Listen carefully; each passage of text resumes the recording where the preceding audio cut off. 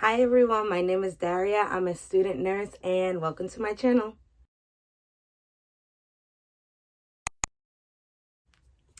Happy February, happy Valentine's Day. Such a great month. But what better way to celebrate love and Valentine's Day than talk about my experience in labor and delivery postpartum clinical. So I did this last semester. It was one of my favorite clinicals this far. And just like L&D, if you have no idea what L&D is, it's labor and delivery, and that's where all the babies get delivered. So I was also on the postpartum, and that's where mothers go after delivering their baby. So I'll talk a little bit about my L&D first. And if you're going into clinical, I'm going to give you some advice my professor gave me. If you start getting queasy, just slowly creep back to the wall. Please don't pass out on the floor. We are focused on mother and baby, not you. Please don't let them have to call a code for you. So if you're queasy, slowly back up to the wall and slowly slide down. That's exactly what my professor told my clinical group and I thought it was so funny. But it's actually really true, especially seeing what I saw. So like I said, I'll start with my labor and delivery. I did not see a live birth, which I was okay with. I didn't really feel the need to see a live birth, so I was okay with that. I did get to see a C-section though, and oh my God. I'll pause here because there's going to be some graphic details about the C-section I saw. So first of all, it is a surgery, right? It's like major abdominal surgery because like the uterus is all the way down there. Whatever. So I go in, bright-eyed, bushy-tailed. I'm not really sure what to expect. I'm just open to whatever. So obviously we can't cross the sterile field. And anything else important? Don't cross the sterile field. Don't touch anything. Like, just do what you're told. So we did that.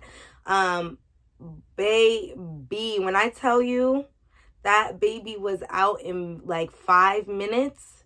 So the belly here, right? And the surgeon, well, the OB slashes the stomach, and you know, she gets through all the tissue, all the muscle, whatever, and pulls the baby out. Amazing. I'm not very emotional, but like when they put the baby on the mom, I almost cried a little bit. I was like, that's so sweet. And so the longest part, like it was 30 minutes in total. So the longest part was stitching her up. Y'all, when I tell you I did not know for a C-section they pull the uterus out, I saw this red balloon looking thing. I'm like, hey, what is that? They're like, that's the uterus. That's the uterus. One more time. That's the uterus. This woman's uterus was outside of her body, and it was the size of a balloon. I still think about that day, because when I tell you I had no idea what that body part was, I mean it. Anyway, so they're stitching her up, whatever, and me and my partner were obviously watching what the nurse is doing. So the nurse is collecting the cord blood, she's inspecting the placenta. So it was really cool. It was also really cool to see a surgery happen, because I've only learned about surgeries on paper. They actually did a timeout. They actually counted all of the instruments after it was done. They were keeping track of blood loss. It was so amazing. The only thing I will say is that I for sure know I don't want to be an OR nurse. And I don't think I like surgery. It may have been the team I was with. Don't get me wrong. They were excellent in the care. But I felt like it was a little cold. You're in this cold room. The woman didn't know who the person was doing the surgery until that woman went up to her and did it. And I just felt like that was a little cold. So like I said, that could be part of the team. But I just think that it's not as warm or as personal as I want to be. So I know I don't want to do OR. Like, everybody's having conversations. Meanwhile, this woman is wide awake and her stomach is all over an operating table. I just thought it was a little bit barbaric but life-saving. Because not every woman gets to choose to have a vaginal delivery, and that's just the truth. But it was amazing seeing that happen. Now, let's move on to my postpartum experience. Wow, what a beautiful experience. Moms need love and care as much as baby needs love and caring on and loving on. My one story I'll say about postpartum where I didn't have panic attacks, but I almost cried in that moment was I was taking care of a mom. Her baby was delivered early, so her baby was on NICU and she was on postpartum, so they were separated. So that's sad fact number one. Sad fact number two, mom had a operation before delivery, so she had been in the hospital for almost 2 weeks. So that's sad fact number two. Oh, excuse me, a little itch. Side fact number three, her hair was matted. Oh, it was so matted. And if anybody knows about hair matting, the easiest thing to do is cutting it off. But that's so sad. She had really nice hair. And it wasn't matted to the point where I couldn't get, well, no. I couldn't get a brush through it. But if you took time, you took time. So, and clinical for the most part, you're not really doing anything. Like, you're doing things, but you also have to find ways to hide from your professor and do things on your own and take initiative on your own. So this was me taking my initiative for the day.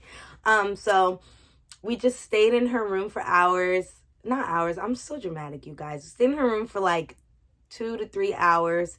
Because mind you, we had other things to do. But at this point in time, everybody was busy with their own patients. My professor was on L&D, so it was just us. So we had to find our own thing to do. So I did her hair. And I was combing it out, wetting it with water, combing it out. And it was this tiny little plastic brush. How could I work with that, y'all? But I figured it out. So, you wet the bottom, you comb from the bottom. And I'm just so glad that mom didn't have to cut off her hair, y'all. I'm just so glad. And so mom, another scary thing with her was that at first, when we were doing the hair, we were standing up. And, when after childbirth, you have to be careful about their fluid balance, right? They may have lost a lot of blood. They may have orthostatic hypotension, whatever may be. And so we were standing for about 30 minutes. And then she was like, I'm getting dizzy. I'm going to fall. I'm like, okay, let's go sit you down on the bed. I felt her knees buckle. Thank God I was behind her. I felt her knees buckle. I said, oh, we're going down. So I, grab her by the armpits behind her and I bring her down to the floor, lay her against the wall, and I go to get help. Meanwhile, this woman, the nurse on the floor, she's so cute. And she's like, oh no, I gotta get somebody else. I got back problems. I can't do it. I was like, okay. They were like, did she hit her head? Did she hit her head? I'm like, no. I brought her to the floor. So that is my life-saving story of my nursing student career, you guys. Very dramatic, very exciting. Well, not exciting in the moment, very scary in the moment, but very exciting to think about it and think that, thank God I was there with her. But also, my highlight of that story is doing the hair. Because if you're a woman and your hair means a lot to you, then even men, I feel like men are more diva than us sometimes. But, cutting that much hair, she had beautiful hair too. And I'm just like, we're going to figure this out today. Let me get that water and we're going to get to town on it today. So yeah, those are my 2 exciting stories. Can I give any tips to anyone going into L&D? Let me think. So these women, for the most part, are not sick. They're women coming in to have a baby. Granted, it can be complicated, but usually they're not going to let you talk to a patient who may have just had a stillborn or lost a baby or anything. Students don't really, they give us the quote unquote easy patients. So talk to your moms. You can kill an hour talking to your moms. My professor was really big on teaching. So we taught breastfeeding. We taught, swaddling, bath care, cord care. All that stuff can kill time, y'all. Read up on it before you go to clinical and take advantage. Talk to your mom. Talk to the support person. Ask how the labor went if you're on postpartum. If you're on labor and delivery, of course, you're not doing much. Your job is to kind of watch the nurse, watch what goes on there, which, trust me, is tiring in and of itself. So if you're on L&D, you might not have a problem. It's postpartum that sometimes you got to kill time. But take advantage. These patients are, for the most part, awake, able to talk to you, and it's amazing. with Professor guidance, we got to feel the fundus, make sure that it was contracting. It was just, read before you get there, because to see your textbook come alive is a different type of experience. So amazing. If you guys have any questions or want to share any experience about your L&D and postpartum, please comment down below. I love to hear from you guys. Like I said, again, happy Valentine's Day, and I hope you're receiving a lot of love this month. Thank you guys so much for watching. This video was pretty quick, but I got a test to get to, y'all. But thanks for watching. Share, subscribe, anything else? No. I'll have a vlog piece at the end of the video. Feel free to watch that. But yeah, guys, if you have any comments, questions, concerns, videos you want to see, and don't forget to let me know about you guys' labor and delivery experience at clinicals, and if you have any questions on how to survive labor and delivery clinicals. Thanks so much for sticking around and listening to my stories. Bye, guys. Good morning, guys. So today I turned 25, and I literally been crying since I woke up. I don't know, it's so emotional, I guess. The big 2-5, happy tears, not sad tears. I just am like emotional. I've already been getting so many like texts and lots of love, so that's emotional. And I guess waking up at 6 in the morning for clinical doesn't help, but at least today's community clinical, so I didn't have to wear my uniform. I could wear business casual. But yeah, I'm just feeling emotional and happy, I guess. But yeah, so if you're going to clinical on your birthday and you're a little emotional, I feel for you. I think it's a mix of everything. But yeah, I'm excited. And the fact that this is my last semester is kind of big too.